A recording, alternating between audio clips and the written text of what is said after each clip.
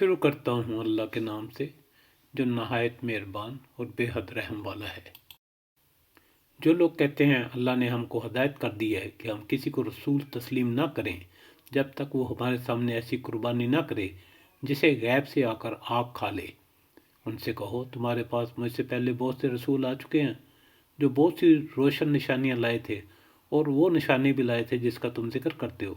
پھر اگر ایمان لانے کے لیے یہ شرط پیش کرنے میں تم سچے ہو تو ان رسولوں کو تم نے کیوں قتل کر دیا؟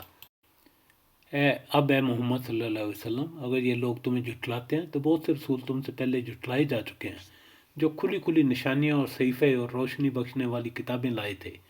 آخرکار ہر شخص کو مرنا ہے اور تم سب اپنے پورے اجر قیامت کے روز پانے والے ہو۔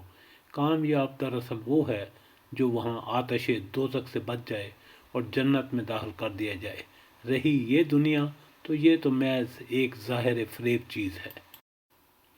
مسلمانوں، تمہیں مال اور جان دونوں کی آزمائشیں پیش آ کر رہیں گی، اور تم اہل کتاب اور مشرکین میں سے بہت سی تکلیف دہ باتیں سنو گے۔